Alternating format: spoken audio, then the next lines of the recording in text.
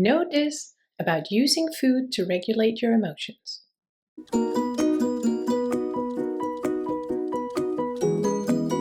Today I want to talk about overeating or comfort eating.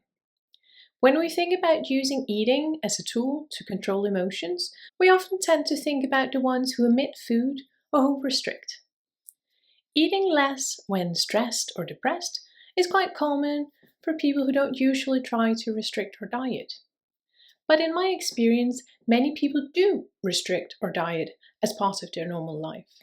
This is likely due to a culture where undereating can become glorified as being able to control yourself in times of plenty, or the old-fashioned beauty ideal of skinniness.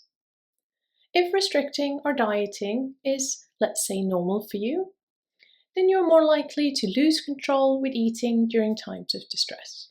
This loss of control can come in the form of overeating, which is eating more than normal, or comfort eating, where it's typically selected foods with extra enjoyment factor that's used to try to make oneself feel better in times of emotional turmoil.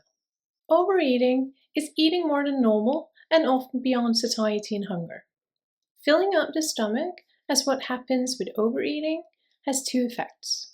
The act of eating helps you keep somewhat busy or distracted while it goes on, and when we're occupied, we'll have less focus left for continuous worrying or ruminations.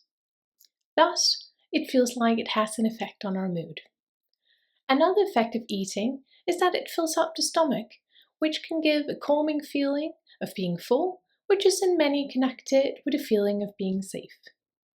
Comfort eating is eating extra palatable foods, such as crisps, dishes with cheese, some high-fat, high-salt, and high-sugar fast foods, sweets, and chocolate.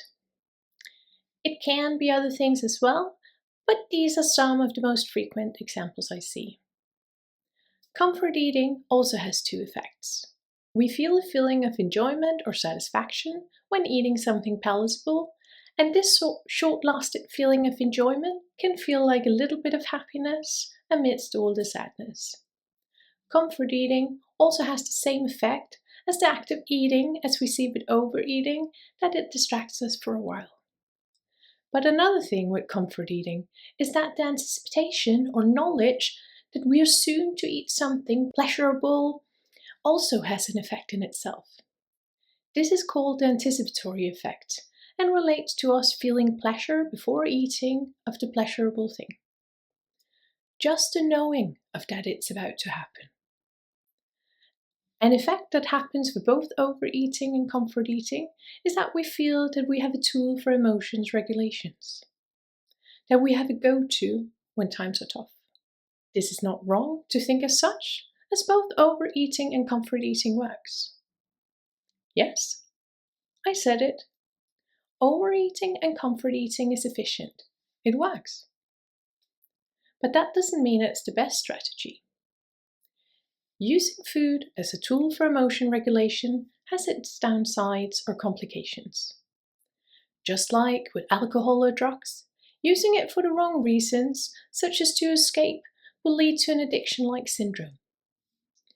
If you use eating to escape your emotions, you'll likely end up needing more and more food, or to eat more and more frequently to attain the same effects.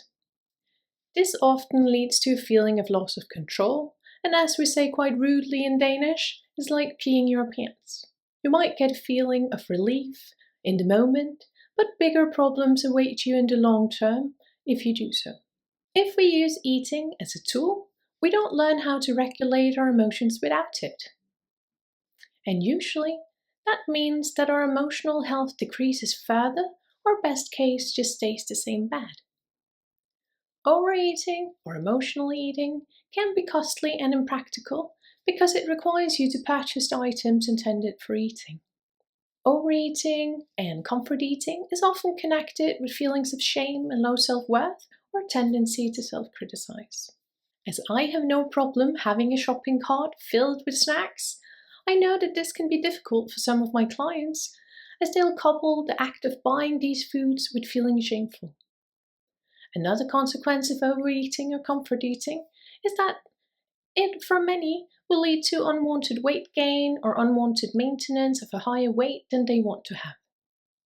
Of course, there's many things to say about toxic diet culture and unhealthy beauty standards and how we are perfect at all sizes, but in my experience, this is not what is the main topic or theme for these clients.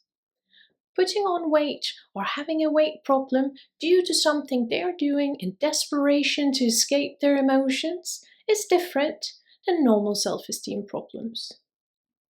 Of course, you can also have self-esteem problems alongside with emotional eating problems, and I think most do, but it's not the same. The added weight they put on is due to their emotional eating behavior, and they know it. It's therefore a cause of self-blame and a reminder of their failure and distress. For some who are not using eating as a tool to regulate emotions, they'll likely feel motivated to act by eating differently when feeling distressed over their weight. But for someone who regulates emotions with food, it will often be the complete opposite. They'll tend to eat more as a result of the distress and likely feel even more distressed. As a psychologist, I view emotional eating or overeating and comfort eating as a problem. I've seen how it leads to maintenance of suffering and feelings of loss of control and hopelessness, helplessness, and frustration. For some, it also leads to eating disorders, which include a variety of difficult psychological symptoms. So, should eating be used as a tool for regulating emotions? No, it shouldn't. Should you stop eating? No, you shouldn't. Eating enough is one of the 4 basics required for mental stability or mental health. So as well as you should not use other things to escape your emotions, you also shouldn't use food. It's normal, statistically, to experience problems with overeating or comfort eating during times of mental instability or stress. Maybe even more frequent than undereating when stressed. We just don't talk about it. Hopefully, today's video gave you some insights in the topic. Now you know. I think this was all we had time for. What was your takeaway from today's video? As always, take away the information you can use, if any, and leave the rest. Please like and subscribe so my channel can grow. Take care and see you for the next one.